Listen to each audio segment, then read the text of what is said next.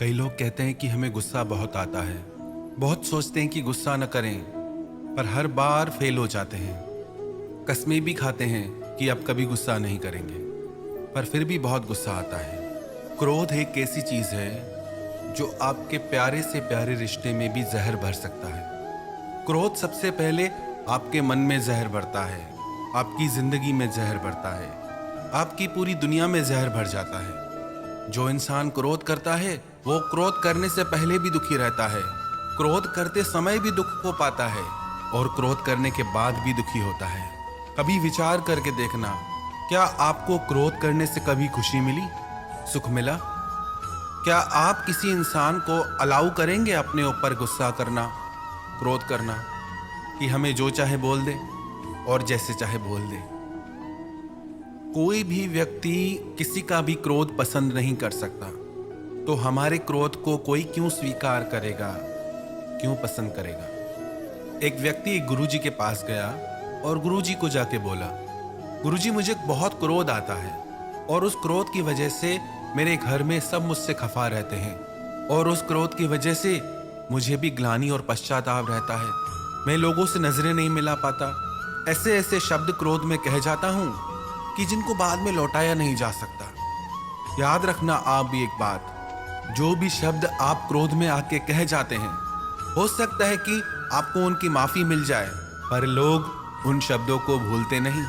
तो याद रखना, जो भी आप क्रोध में शब्द कहेंगे, उन शब्दों का सामना आपको भी जिंदगी भर करना पड़ेगा। तो उसने गुरुजी से कहा कि मैं परेशान हो गया हूं, बहुत कोशिश करता हूं, पर गुस्से की आदत छूटती ही नहीं। गुरुजी ने कहा, एक काम करो, जब भी तुम्हें गुस्सा आए ना, तो बस एक बात याद रखना कि गुस्सा मैं करूंगा, पर कल, आज नहीं करूंगा। जब भी गुस्सा आए, बस इतना संयम मन में रखना कि गुस्सा मैं करूंगा, पर आज नहीं, कल। उसने बोला, गुरुजी इससे थोड़ी गुस्सा शांत हो जाएगा, दूसरे दिन भी तो गुस्सा करूंगा ना। गुरुजी ने कहा, तुम ये करके तो देखो। वो घर गया, उसे किसी बात पे गुस्सा आया, पर उसे गुरुजी की बात याद आई, गुस्सा तो मैं करूंगा, पर आज नहीं, कल।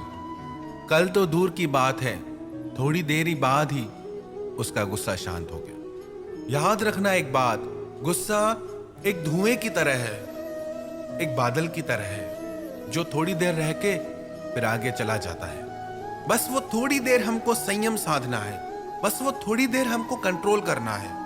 हम बर्दाश्त नहीं कर पाते चीजों को। कई लोग कहते हैं कि हम गुस्सा करते नहीं, लोग हमें गुस्सा दिला देते हैं। तुम कोई टीवी हो क्या, जो किसी ने रिमोट कंट्रोल में जैसा चैनल चलाया और तुमने प्रोग्राम देना शुरू कर दिया? लोग आजकल इतने हल्के क्यों हो गए हैं? कितना आसान हो गया है आजकल किसी को भी गुस्सा दिलाना और किसी को भी खुश करना इतना मुश्किल क्यों हो गया है? क्योंकि हमारी ये गंदी आदत है, हम हर बुरी बात का ब्लेम दूसरों पे डाल देते हैं कि उसकी वजह से, अगर वो नहीं होगा तो कोई और होगा। या तो ऐसा हो कि आपके लिए पूरी दुनिया ही बदल जाए, दुनिया का एक एक इंसान बदल जाए ताकि आपको गुस्सा नहीं आए, दुनिया की हर चीज बदल जाए, हर नियम बदल जाए क्योंकि आपको गुस्सा नहीं आए। आपको फिर भी गुस्सा आएगा क्योंकि वो आपके भीतर है। बाहर के लोग तो निमित्त बनते हैं उस गुस्से को बाहर निकालने के लिए, वो तो आपने भर ही रखा है अपने भीतर। बस जरूरत है खुद को पहचानने की, जानने की। जैसे उस व्यक्ति को गुरुजी ने कहा कि गुस्सा कल करना, बस थोड़ी देर का संयम और गुस्सा गायब। कई लोग कहते हैं कि गुस्से को कंट्रोल नहीं किया जा सकता। गुस्सा कोई रोकने वाली चीज थोड़ी है, जब आता है तो आ जाता है, फिर नहीं दिखाई देता कौन छोटा कौन बड़ा, आपको सब दिखाई देता है। आप उसी पे ही गुस्सा करते हो जो आपसे कमजोर हो, जो आपसे छोटा हो। अपने बॉस के ऊपर गुस्सा करके दिखाओ, किसी पहलवान के ऊपर गुस्सा करके दिखाओ, जो आपसे शक्ति में ज्यादा हो, बल में ज्यादा हो, उस पे गुस्सा करो। गुस्सा हम कमजोर पे ही करते हैं। जो व्यक्ति हमसे बल में बड़ा है, पद में बड़ा है, शक्ति में बड़ा है, वो चाहे कैसा भी गलत चले हमारे साथ, वहां गुस्सा नहीं आता हमें, क्योंकि पता है कि यहां हमें नुकसान हो जाएगा। इसका मतलब गुस्सा भी हम चॉइस से करते हैं कि किस पे करना है, किस पे नहीं करना है। तो याद रखें एक बात, कि गुस्सा आपकी चॉइस है। आप चाहें तो गुस्सा करें और आप चाहें तो उस गुस्से को रोक सकते हैं। पर जो हमसे शक्ति में बड़ा है उसके सामने हम गुस्सा कर नहीं पाते, और जो हमसे कमजोर है उससे अपनी शक्ति दिखाते हैं। कुछ बातें तो हमने ऐसी भी सुनी है कि गुस्से में आके कई लोग हिंसा भी करते हैं। कई पति लोग अपनी पत्नियों पे हाथ उठाते हैं। कितनी गलत बात है। जो व्यक्ति अपने ही परिवार के सदस्यों पे हिंसा करे उसे मनुष्य कैसे कहा जाएगा।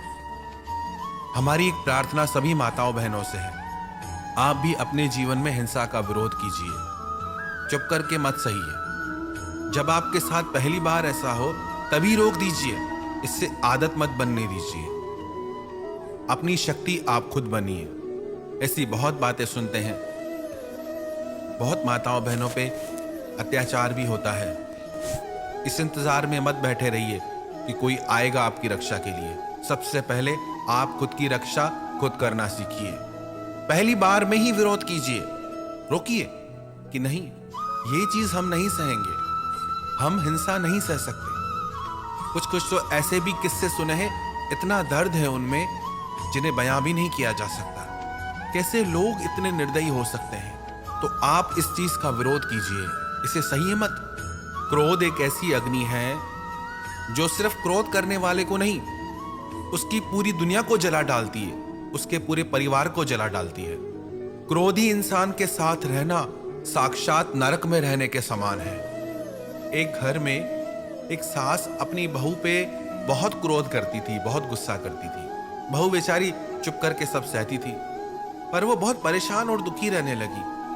सोचने लगी, आखिर कब तक सहूंगी मैं, कब इन बातों का अंत होगा। एक दिन उसके शहर में एक महात्मा आए। उसने महात्मा को सारी बात बताई। महात्मा ने कहा कि जब तुम्हारी सास तुम पे गुस्सा करे ना, तो तुम उसकी वो आवाज रिकॉर्ड कर लेना, और जब भी वो दूसरी बार गुस्सा करने लगे, क्रोध करने लगे, तो उसकी वो रिकॉर्डिंग उसके सामने चला देना। वो बोली ठीक है। उसने वैसा ही किया। उसकी सास ने जैसे ही गुस्सा किया, उसने सारी रिकॉर्डिंग कर ली। दूसरी बार जैसे ही उसकी सास गुस्सा करने लगी, उसने वो रिकॉर्डिंग चला दी।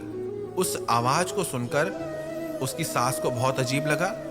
उसने अपनी बहू से पूछा, ये कौन है?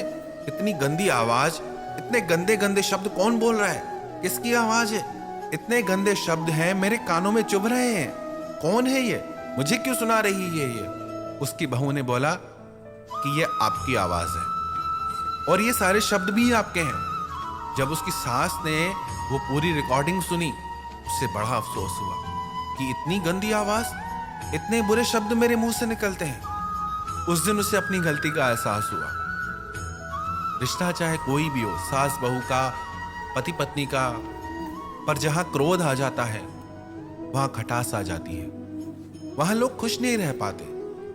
कई लोग कहते हैं फिर तो हम किसी को कुछ कहें ही नहीं, जिसको जैसे मर्जी करने दे, बच्चों को भी कहना छोड़ दे। नहीं, परमात्मा ने आपको विवेक दिया है। बातों को समझें कि कौन सी बात किस विषय में की जा रही है। ये बात खास करके उन लोगों के लिए है जिनके जीवन में क्रोध की वजह से जहर भर गया है। यदि आपके बच्चे गलत रास्ते पे जाते हैं तो आपका फर्ज है उन्हें समझाना।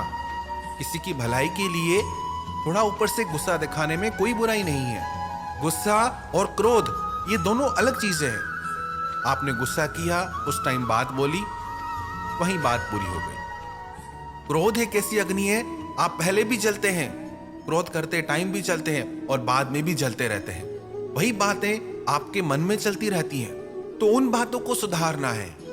यदि आपको अपने लिए, अपने परिवार की भलाई के लिए कभी थोड़ा बहुत गुस्सा करना पड़ा, बोलना पड़ा, तो कोई बात नहीं, बात बोल दी, बात खत्म। पर उन बातों को दिल में बिठा के मत रखिए, उसको क्रोध की अग्नि मत बनाइए।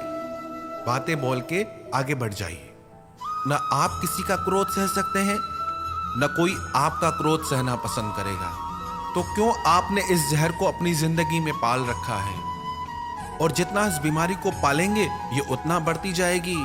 फिर आप खुद का भी दिल दुखाएंगे, अपने परिवार वालों का भी दिल दुखाएंगे, खुद की नजरों से भी गिर जाएंगे और सबकी नजरों से भी गिर जाएंगे।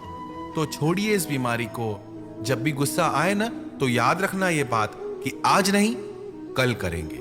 बस वो थोड़ी देर का संयम आपके मन से उस क्रोध की अग्नि को शांत कर देगा। थोड़ा तो संयम रखना सीखिए, थोड़ा तो अपने जीवन को संवारना सीखिए।